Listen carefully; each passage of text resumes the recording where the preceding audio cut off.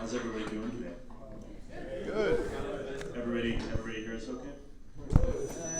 Ooh. Mic check. Someone's overheating. Mic check.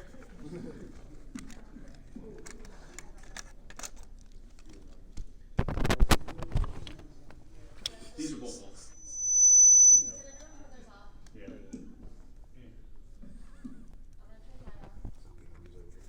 Can everyone hear me? Okay. Mm-hmm. Does everybody hear me? Testing. Okay, I think we're good. All the way through. Going once Cool, well thank you everyone for getting up so early and for coming to hear us talk and learn more about the living card game for Legend of Five Rings. And I think we're gonna wait a little bit more just to make sure that everyone's cameras are all set up. So I think we're going to start off with a couple of questions that Kat has prepared for us, and then we'll get to your guys' questions. Yeah, so what we're probably going to do is if you guys have questions, that'll be the second half of the panel. I'm going to be standing down here with one of the mics. You guys can come up and ask us questions about the design of the game, about the story. One thing that I'll warn you right now is that we can't speak to future releases, and we can't speak to possibilities. So if you're going to ask me, when will X happen, or will you do Y, then the answer is going to be we can't answer that. So just to give you guys a little bit of a heads up there.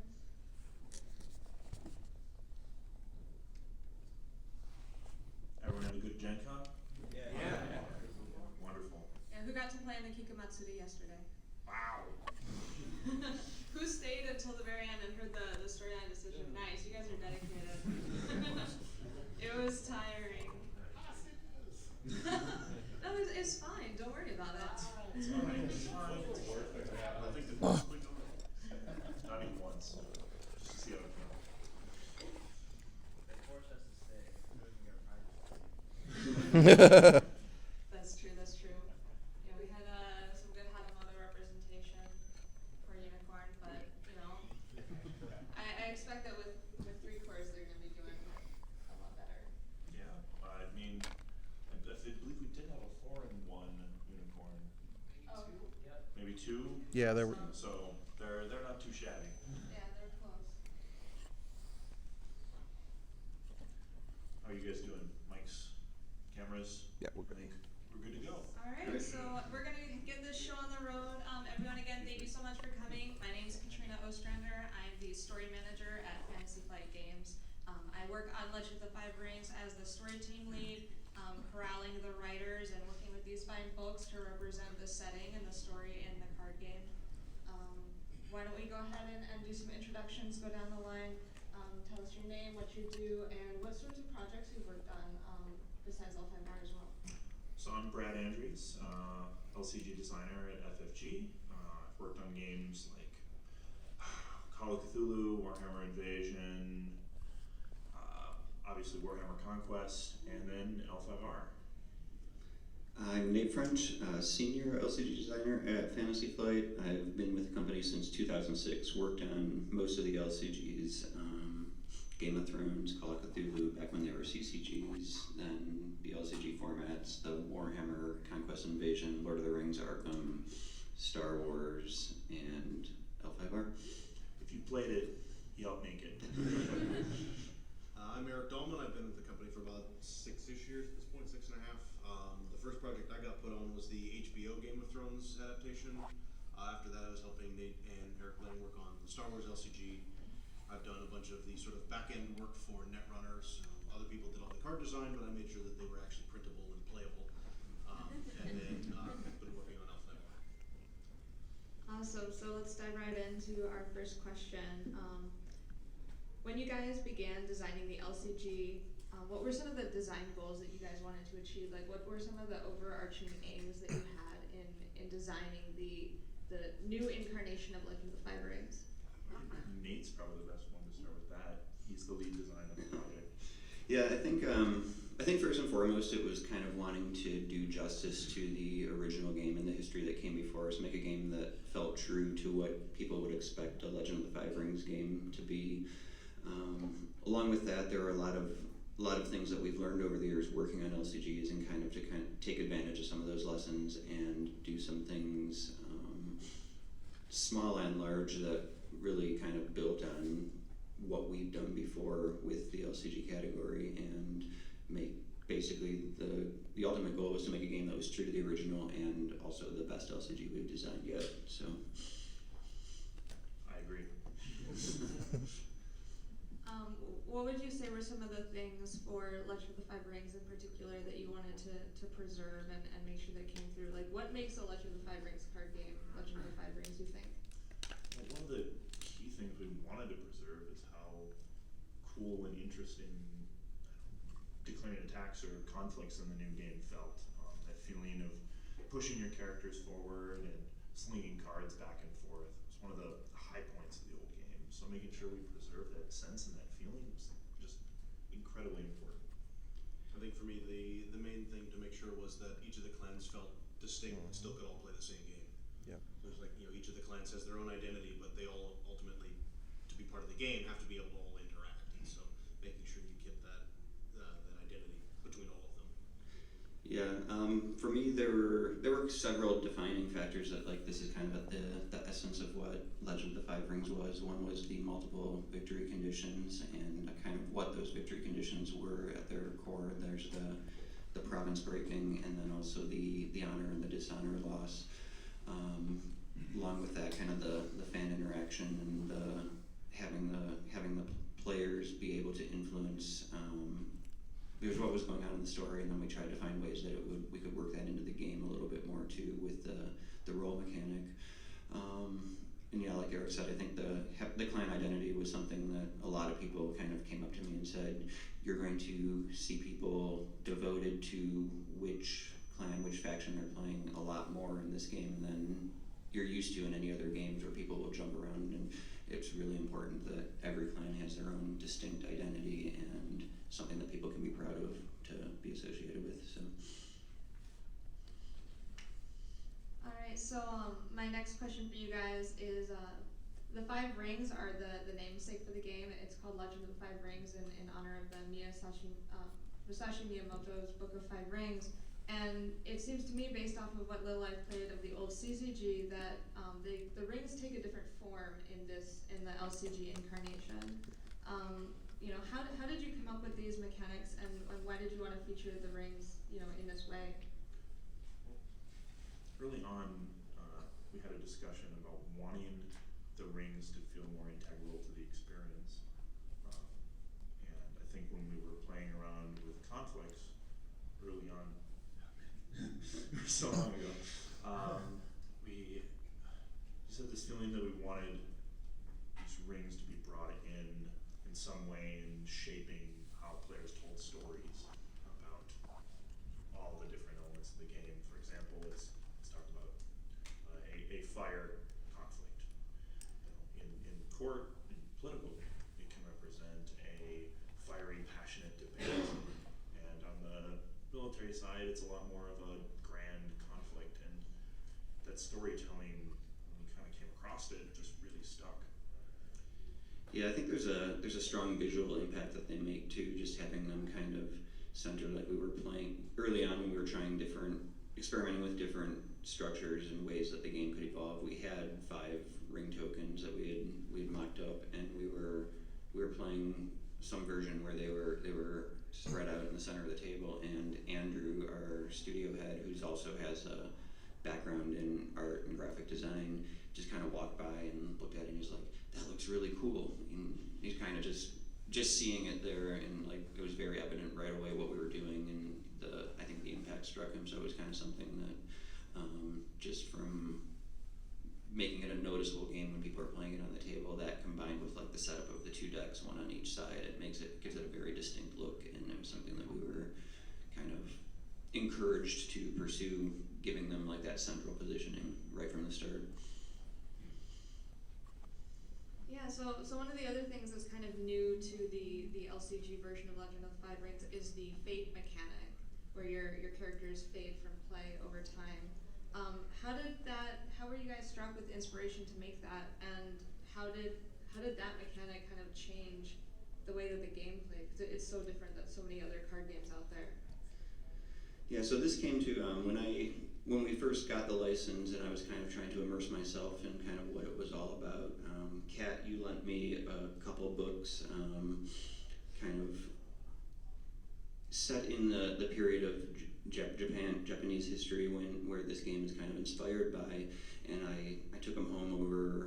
It was winter break when I went back to Cleveland a couple of years ago and read them, and then came back and was talking to Kat about them, and I mentioned this concept of Mono no Hawaii. well, I didn't have those words. It was just kind of, it was something I kind of just noticed reading them, this sensation of people kind of, a mixture of happiness and sadness and kind of in the moment, but almost kind of feeling like an emptiness that the moment was about to pass and it wasn't going to last. And Kat was the one who pointed out what that was, and kind of went away from that conversation just thinking about the idea of kind of permanence versus kind of these temporary states, and how most of the other games I worked on with the company, it's all about building up permanent board position, and you put a card in play and it's going to be in play till the end of the game unless my opponent does something about it. So Game of Thrones, Star Wars, the Warhammer games, they are all about like trying to build these formidable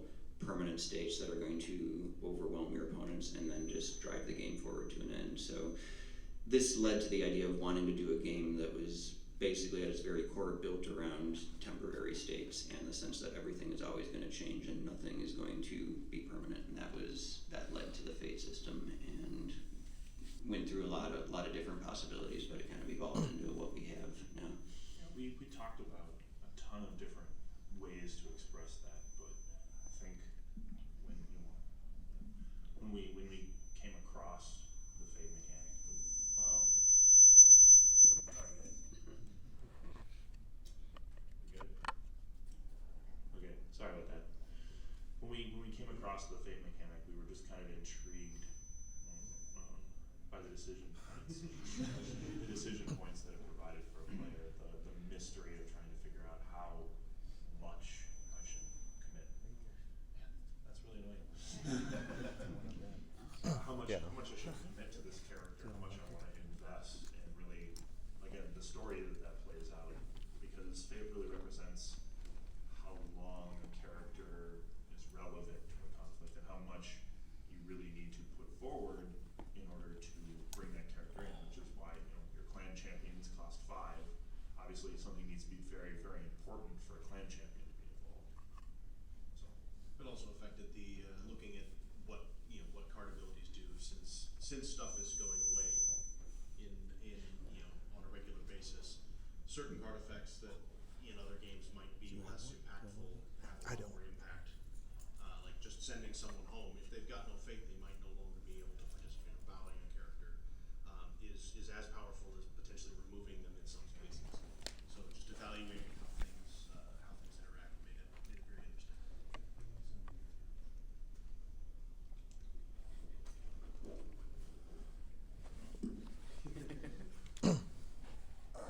Yeah, so moving on, I want to talk a little bit about the 7 great clans because I think they're so integral to everyone's faction loyalty and kind of the identity that you take on in the game. And you guys were saying before how that was one of the core things that you wanted to ensure was preserved into the new living card game. And so I wanted to have you guys kind of talk a little bit about redefining the 7 great clans in this game, the ways that they differ from one another, and how they play differently too, because I know some people in here who are new to the LCG might still be interested in figuring out like what clan suits their play style and what those play styles look like. Yeah, so this is a topic where we were really able to take advantage of kind of just the growth that FFG has experienced over the years. When I first started with the company, there were 24 people working at Fantasy Flight, and the CCG department was me and one other person. Now we have an LCG team. There's about 8 or 9 of us. We have interns that come through the company. We have people in other departments like Dan and Kat who are very helpful to the LCG team just in the coming up with new content and new creative directions to take things.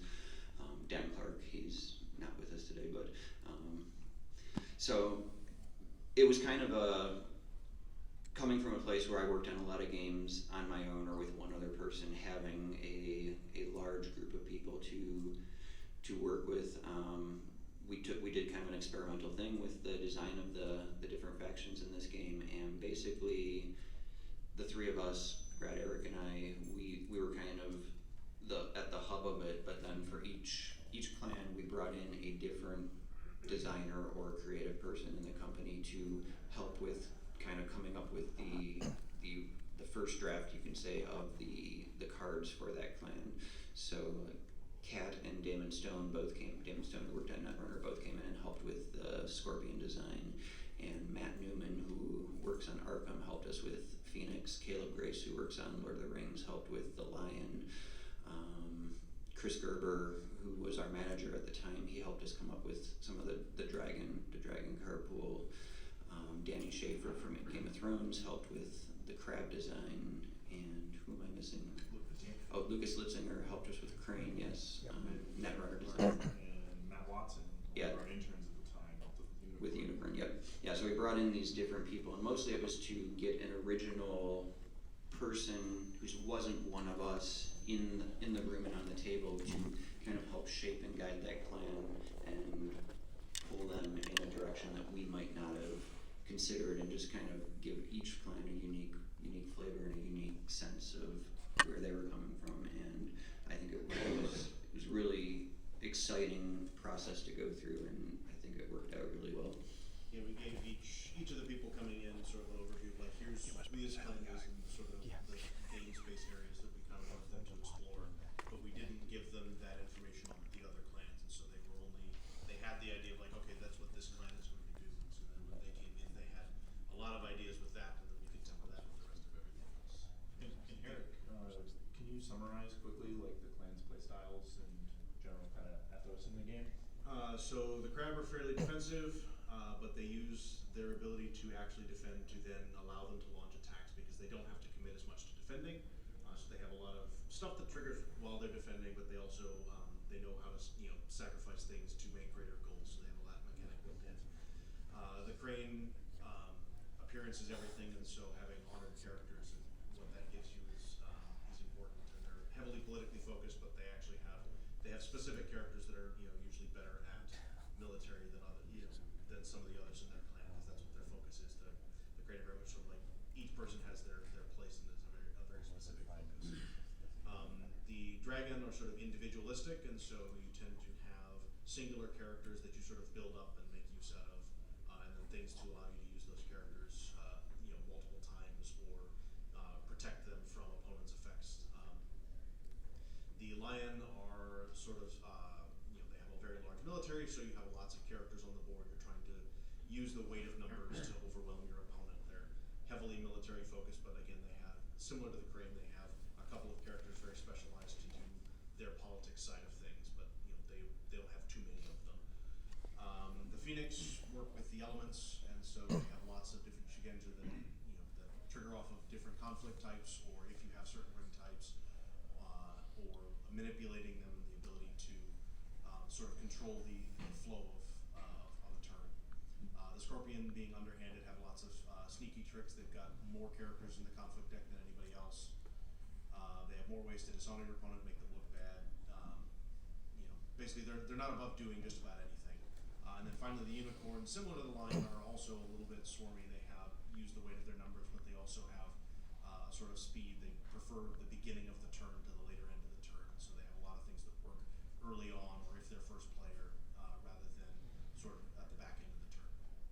Movement too for Unicorn is a key element. Yeah, so one of the things that I don't think we've ever done before in an LCG, that you guys can correct me if I'm mistaken, is the concept of the roll cards that allow the meta to be constantly evolving and changing from year to year for the Koteis. How did you guys come up with the idea, or what sparked that meta roll card, and how did it how does that inform kind of what you're designing, and I guess what can people maybe look forward to with the way that's going to shape the meta? It really came out of a desire to not just allow players to affect change on the storyline, but on the game itself. And it was originally Nate's idea.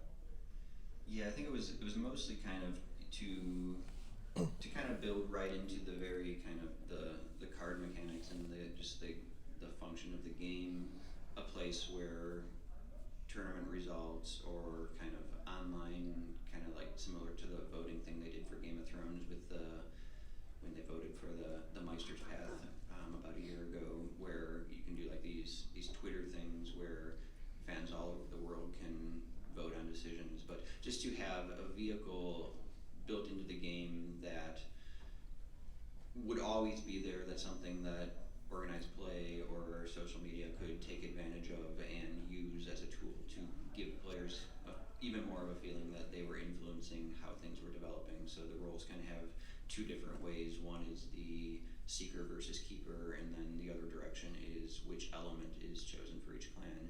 And based on new cards that come into the card pool, these decisions can kind of ebb and flow over time. I think it kind of ties back into the Mono no Aware thing of the nothing is ever permanent. Like a clan might have access to a certain set of cards one year because they are keepers of fire, but that's not going to be the definition of their card pool forever. The game is always going to change and evolve, and the clans are going to have to be able to kind of ride and ebb with the different whatever role they've chosen from year to year, and they're going to have to reevaluate what they can and can't do. So. Well, and I think the first roll cards for the World Championship are going to be actually decided tomorrow at the conclusion to today's No, tournament. at the end of Swiss, it'll be the top of each clan select. Oh, okay. It's today. So tonight, Tonight. Today's the day. midnight-ish. Whatever. I didn't even realize it was a thing in Swiss, but that's kind of interesting. You guys all have to build decks today, so that'll help. So I think everyone's probably a little bit curious as to how a card actually gets designed. Like, how do you start? How do you build it? Can you kind of take us through the process of what designing and developing and iterating on a card looks like, and then also, what are the different philosophies or the different design, ways that you approach a card? Well, I mean, structurally, designing a card typically takes one of two forms: bottom-up design or top-down design. With a setting like L5R, typically you're looking at a lot more top-down design, just because you have such a flavorful setting. And let me quickly explain. So top-down means we have the flavor first, and then we're like, okay, so this character is, name a character. I have to make sure it's one as we've released. Akodo Toturi. Okay, so Akodo Toturi, our clan champion for the Lion Clan, he's a very strong military character. So that's represented quickly in his strong military stat, but he's also important politically, so he's no slouch there. But we want to give him something impactful and strong, and we want to re-represent that military, again, because we're trying to show that this is Akodo Toturi, one of the greatest tactical minds to ever walk on Rokugan. So we look down and we want his ability to tie into that military, part of the game. So we give some things, something very impactful, something tactical, an extra ring trigger that lets him be flexible, lets him be smart, and lets you use him to the fullest. So that's really He gets the most out of what you've selected. Exactly. So that represents a top-down design. A bottom-up design means that we have a mechanical space that we're trying to fill. We have an element we want to add to the game. I want a card that kills everybody. I want that card. Yeah, so bottom up, you start with a card ability idea and then figure out what theming fits with that. So, like for instance, I think also out of line, you have the ability of like, well, ancestor worship and other things are very important, and so you have someone that brings a character back from the discard pile, and usually me, I go through my, through all the L5R material I'm, familiar with, and I go, oh, well, the Kitsu, might be able to bring back a spirit to help out, and so then you get the Kitsu spirit call that gets put on top of that. Well, that's a Shugenja, so then we give that the Shugenja trait, and then, but it started from that ability of, okay, we should have a guy that brings someone back temporarily Yeah, and then that's all the first step. Like you either start with a thematic idea or a mechanic, and then you take that and use it to inform what the rest of the card is going to be. Then obviously there's a lot of other steps. We usually have a kind of a pre-play test card council where we get together with a couple other designers on the LCD team and just go through the whole set of cards, talking about them, asking questions, seeing which ones kind of jump out as either not exciting or too problematic in terms of what they're trying to do, and try to get it to a place where we can at least be confident we can take it to playtesters and they'll be able to do meaningful work on the set. Playtesting, there's just a lot of iteration, kind of have people play games, give us their thoughts, we take those thoughts, try to process what it's saying about the set, and then just iteration, try to get as many cycles of iteration as we can. Once the playtest period's done, we do have another card council where this is kind of more of a quality control thing, and then finally at the end we send everything off to proofreaders who know the game really well. So it's a long process. Designing a set typically takes anywhere from, I don't know, I'd say 4 to 6 months. 4 to 6 months, yeah. So one of the things that you guys kind of left out in your discussion of how a card gets made is the art, which is one of my favorite parts of the cards, and I really gravitate toward characters and even some clans that, you know, have really beautiful art. I mean, they all have amazing art. But can you talk a little bit about like how the art gets made? I know we don't have an art director here, but what do you guys think about when you're writing, you know, trying to figure out what's going to be illustrated on this card? So I think we can speak to our role in it. Yeah. And so when we have initial design or even just flavor set for a card before the card is even designed, we will oftentimes sit down and write art descriptions. Basically a section that quickly describes what we want to see.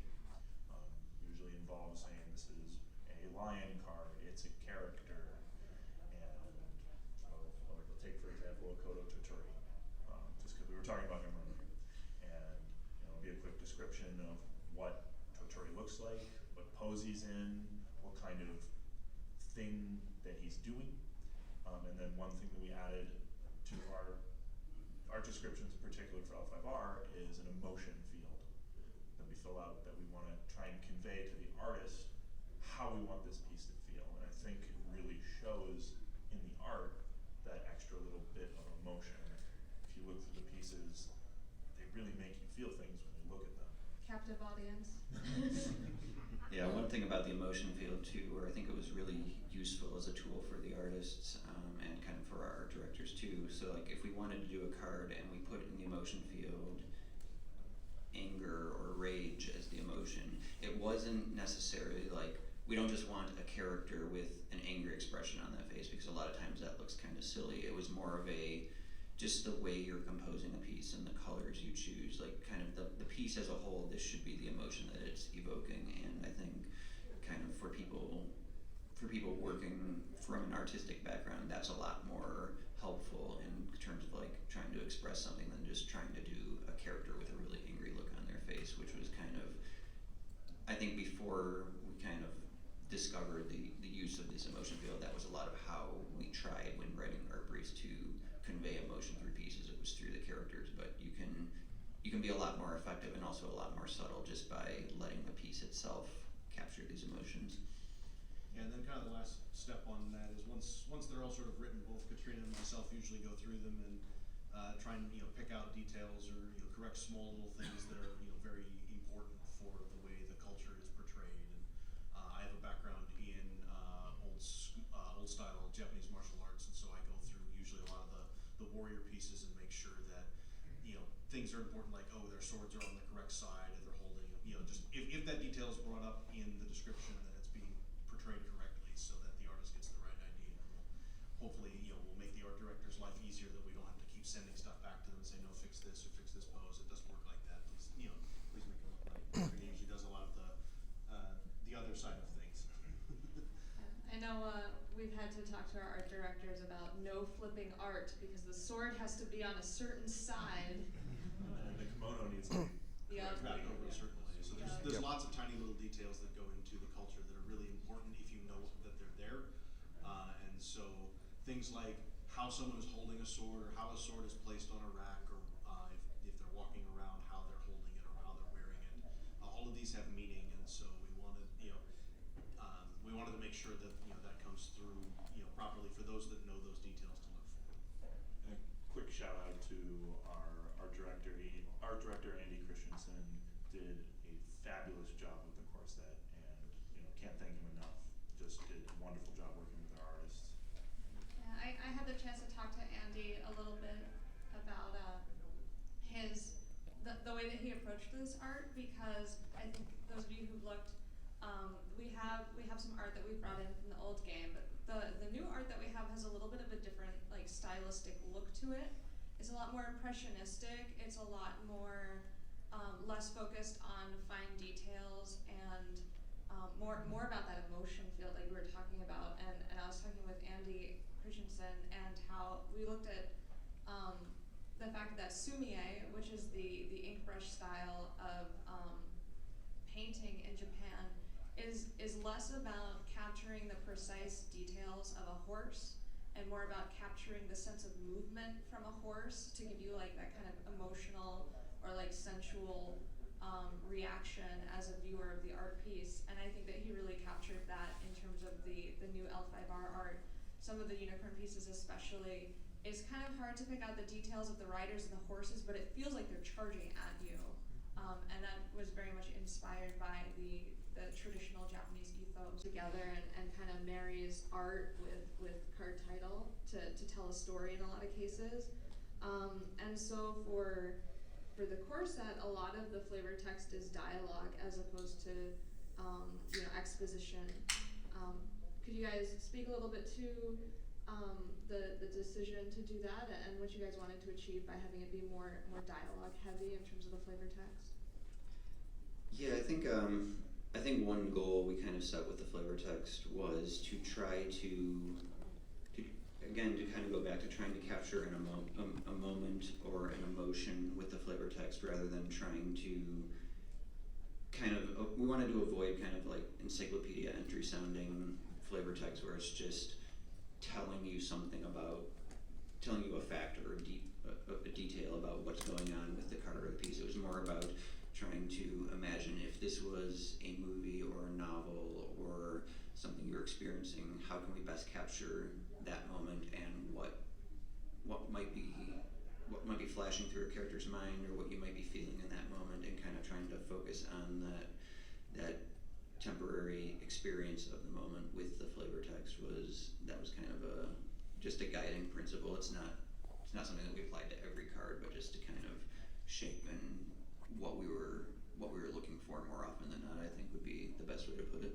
Yeah. When you look at a card, you're really looking at one moment of Rokugani history, and with that, we want every card that has flavor text to try and help further immerse you in that moment. And a fact about something, especially since the game's been around 20 years, there's a lot of base facts about the setting that there's tons of great places to learn about them. So getting you involved in that moment that card represents is way more important. And having like an emotional response to it too, and not just an intellectual response. Yes, yeah. Yeah, and so like the process for the flavor texting too, it was all four of us on the stage, and Dan Clark, and at different points a couple of the Fantasy Flight interns that have been with us over the summer, we went to conference rooms and sat around and went through the card pools and looked at the art, and we just talked about like, okay, what's going on here? How can we come up with something cool or interesting to add to this card? And in a lot of places too, it's based just on the amount of text in a text box. Like we don't want to overcrowd text boxes with too much text, but the ones that have relatively clean space, those are the places where we try to focus and put flavor text.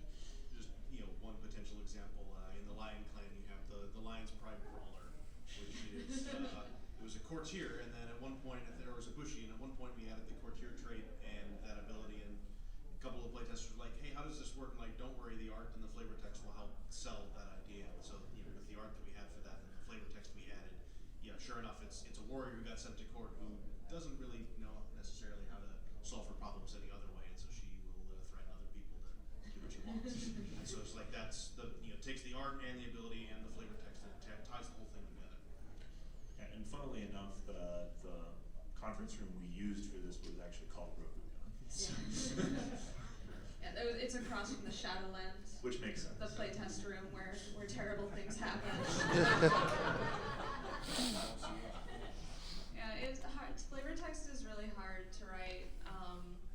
Trying to get into the heads of the characters and to replicate the subtlety and the doublespeak that so many of them are capable of, leaving more in what is like unsaid than what is said, because so many of these courtiers are so sophisticated.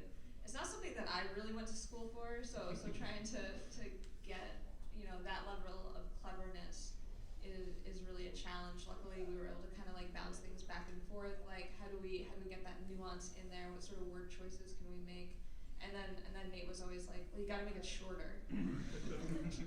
Yeah.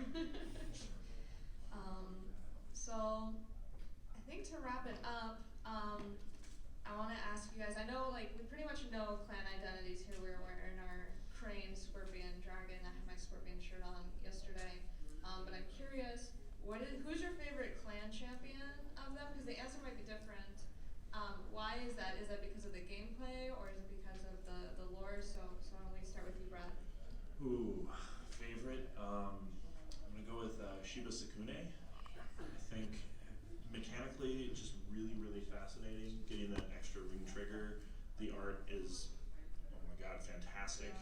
And just, I mean, I jive pretty hard with the Phoenix Clan too. So, yeah, I go Shiba Sakune. I think I'm gonna have to go with gameplay, and Casada is probably the one. Just kind of the slow and steady grind is really satisfying to me as a player. So. It's really interesting in the way that like you don't always perceive everything that he's doing for you, in that your opponent's just being put in this really awkward situation. Yeah. I really have a hard time saying, since I play a whole bunch of the different clans when I'm testing through stuff, so I see facets of all of them. I really don't have a favorite of all the champions, since I know how they all have uses.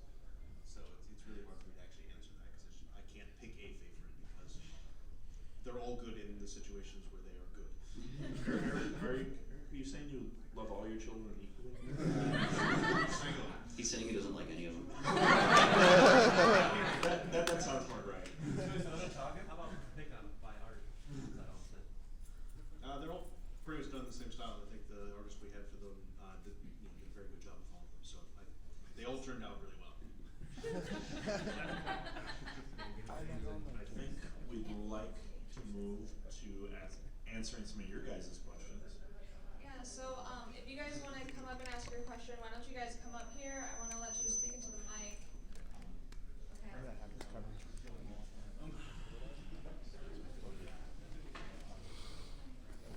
And Katrina, We'll start with you. move kind of over there, out from under the speaker. Yep, there you go. Okay. Oops, sorry, brother. So, It's gonna be a long line. All right, I know we're not supposed to talk about the future. But he's gonna talk about the future. About the past. Really quick, can we get them to line up around help with the camera shot?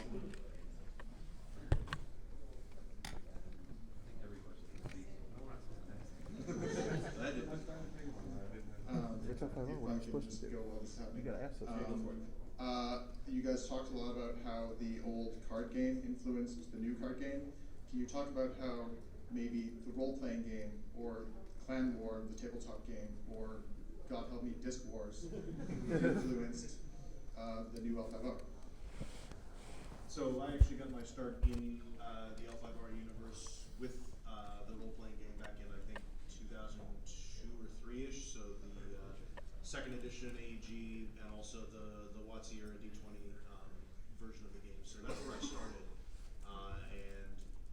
Being at the time that I had a lot more free time, I was able to basically read a whole lot about the setting in this game and universe that I hadn't really played the card game for.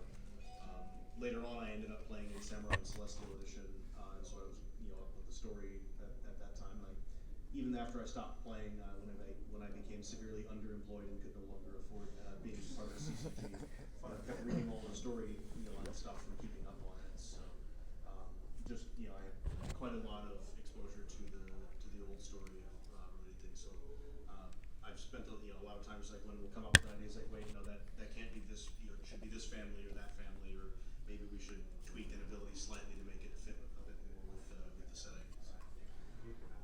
Yeah, I think for me it influenced it in ways that I wasn't even really aware of, because I came in without a lot of knowledge or history with the L5R setting. So the fact that Eric and Kat were kind of my two primary kind of go-tos, where when I needed stuff to look at, like Eric had a box of, I don't know, probably about 20 different RPG source books that was just sitting on the floor between our two desks, and I was kind of always diving in there and just looking things up and going through things. So it just kind of seemed like this is where I learned about Rokugan.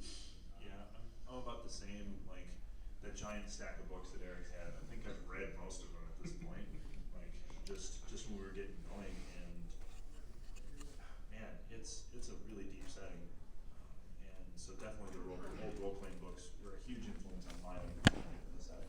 They have a good number of details that are good to go look up. It's like that didn't show up in the old card game, or were hard to explain from the old card game, and then they used the role playing game fleshed a lot of the setting out, and it was a good resource to point people at. It's like, no, go read that passage over there, and it'll help you understand the area that you're kind of looking at. I mean, even in the perspective of like looking through that base role-playing book and being like, here's how the Rokugani get their rice, and here's how, like, the basic structures of society, this is the kind of clothes they wear.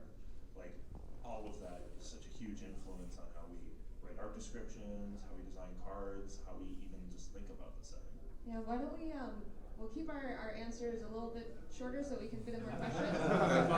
I know that everyone's really passionate about the RPG here, including me, so. Mine's probably gonna be really short too.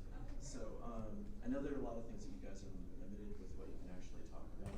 Like, it's probably one of the things you don't want to answer, but can you tell us here if you actually have a plan for the factions and the player bases that were not carried over to the new guys?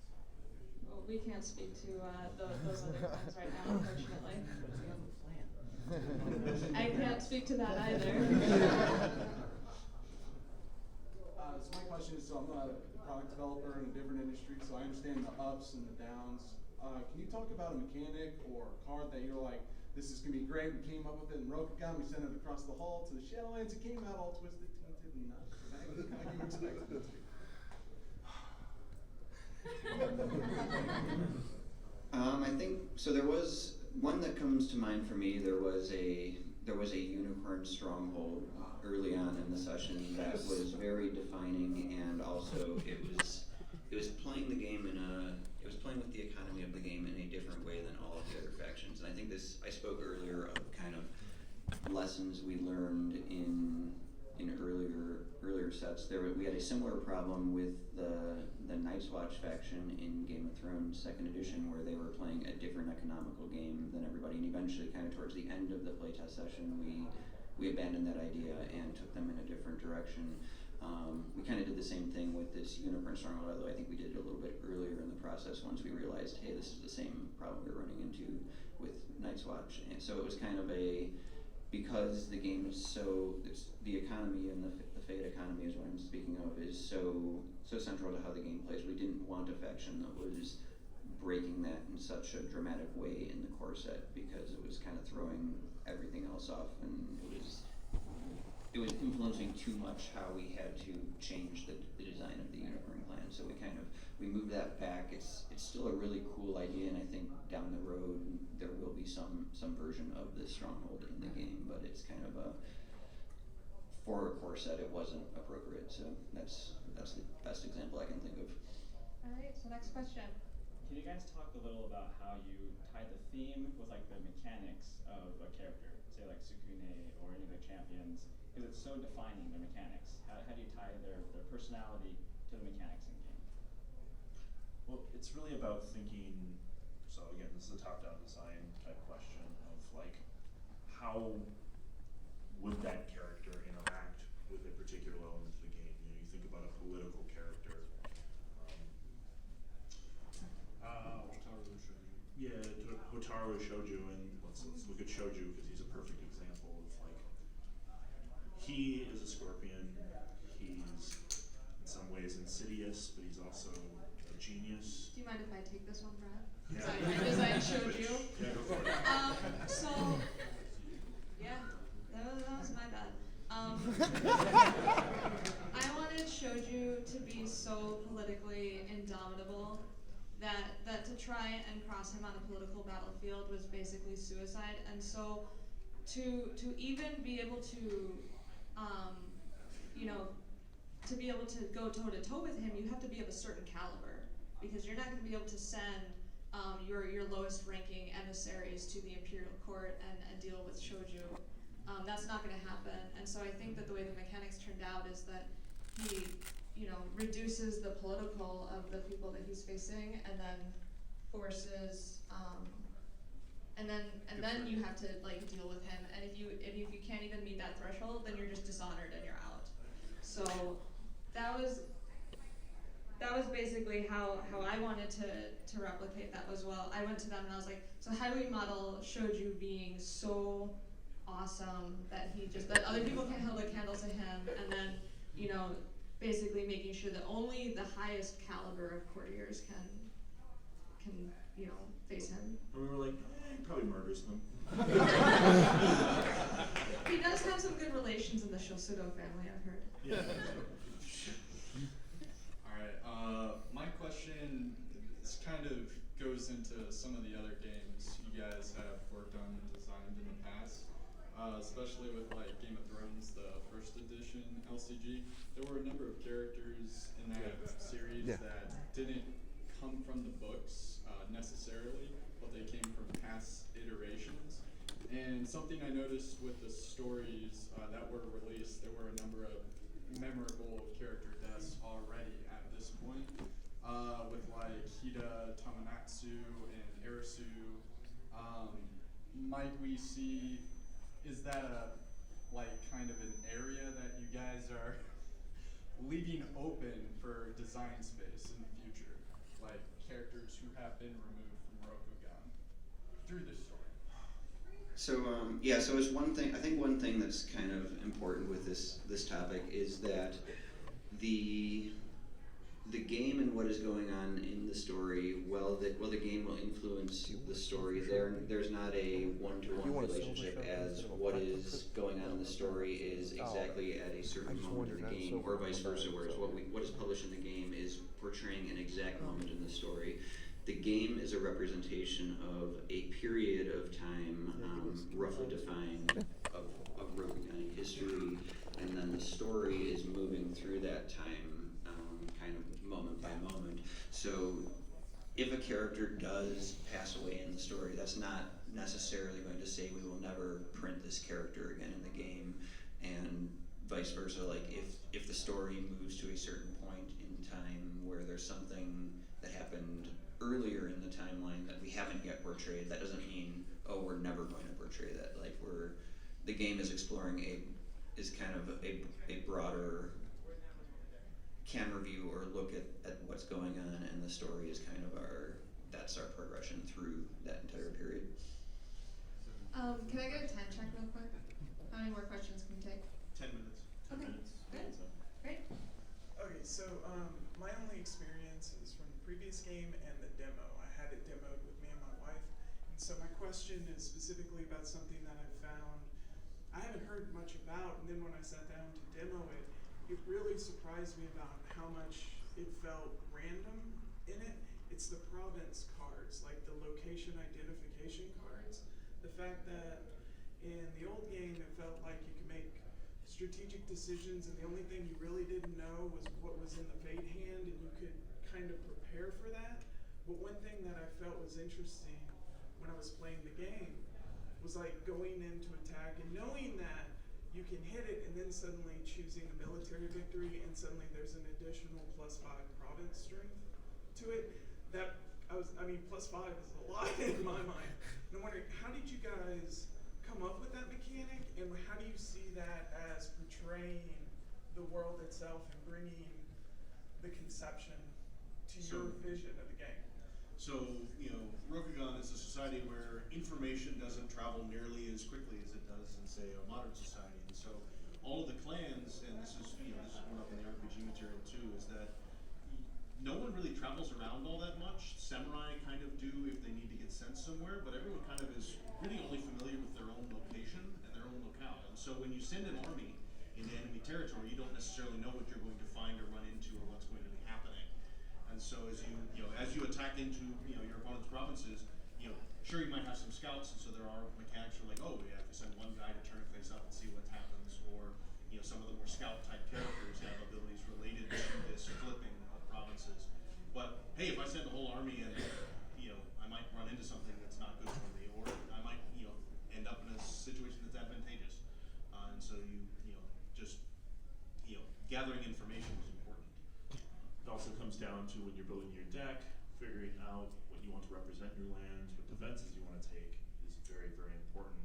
Obviously, since the information doesn't travel quickly, you need that sense of like, okay, well, this is how I prepare for bad things to happen to me.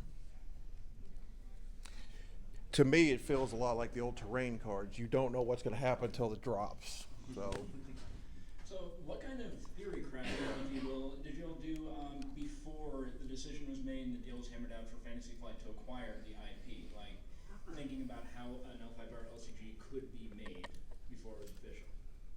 I don't know that we can speak to that, unfortunately, because it's so early in the process.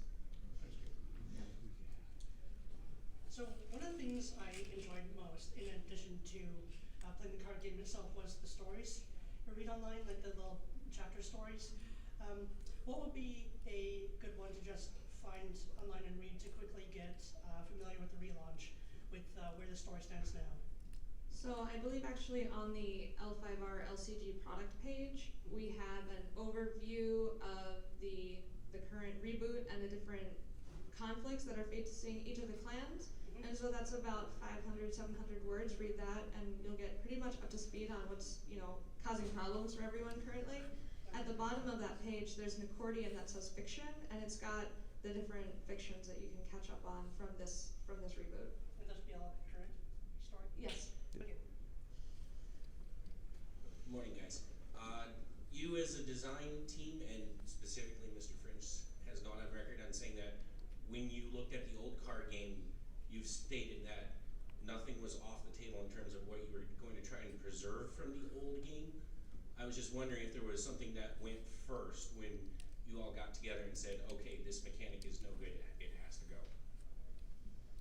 I think the one for me was kind of the sense of the snowball loss, as kind of as your opponent was destroying your provinces, your hand size shrunk, and it just kind of led to, it almost seemed like losing that first province was such a huge swing because you're now playing the rest of the game almost with like one arm tied behind your back. That kind of finding a way to avoid that same death spiral effect was probably the first thing we identified as something we wanted to try to address. Makes sense. Thanks, guys. Hey, do you mind? So, considering the rabid fan base which you guys inherited, I was wondering if there was any apprehension with the idea to do a complete reboot with the storyline and with an almost complete reboot with the mechanics. So yeah, there's definitely some apprehension and some fear.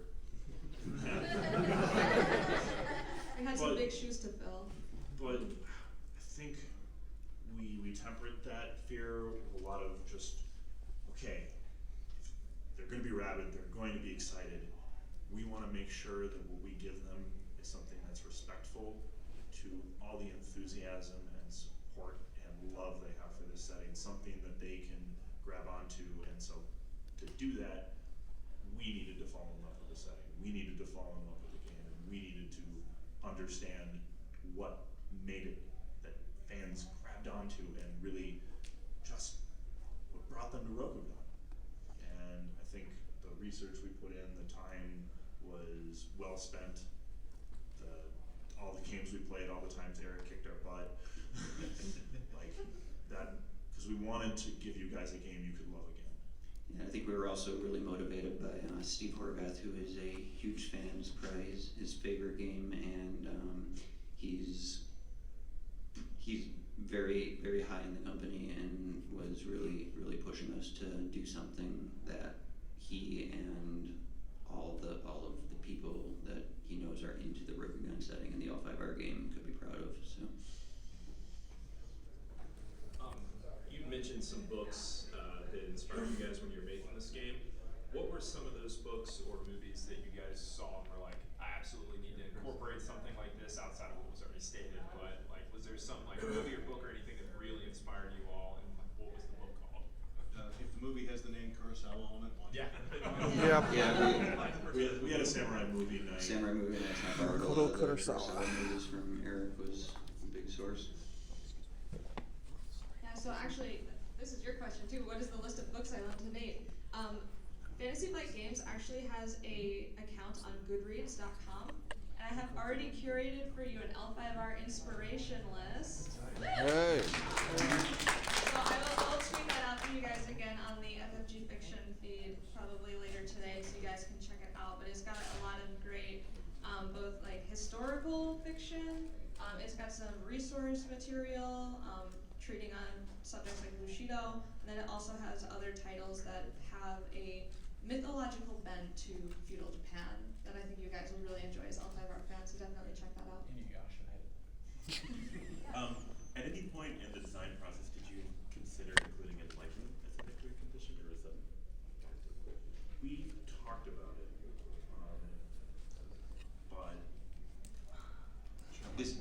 this is one where I think that the possibility is still very open for an enlightenment victory condition. Well, you'll just have to wait and see. Alright, do we have more time for one more? We have 2 minutes. Yeah, alright, let's get these 2 questions. In terms of writing, I mean, we've seen such great quality writing so far, but should we expect to see other writers in various competition for us? Yes. Thank you, Purdy. I have a quick question about the origin of the rope game, story-wise, and the fall of the economy and everything.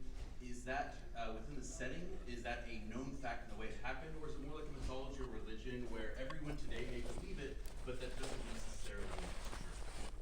So I think one of the most interesting things that you'll get from reading some of the old RPG material is how each of the different clans has a different take on different things. And so probably I would say that it's more of a mythology, and that there's going to be variation in between the clans and how they perceive some of those like really historical events. Certainly there is an official record of what went down. At the Lion Clan. Yeah, and the Agasha also have histories as well, and so what is written down, what is considered proper to be recorded, might differ from reality.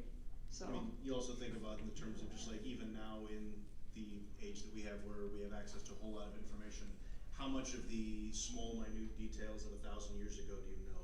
You know, big names, you know, particular battles, or like very important events. And that's about it, and maybe some context, unless you really do a lot of study into that area. And so certain particular people might have a better sense of what happened 1,000 years ago in the Empire, but the day-to-day person, all you've really got are sort of the really sort of broad strokes, big picture stuff, of which, you know, again, there's the official record, and that's probably what most people know. It's 1,000 years of opinions of scholars choosing what's important to remember. Yeah. Cody knows that. All right, everyone, thank you so much for joining us. It's been a pleasure.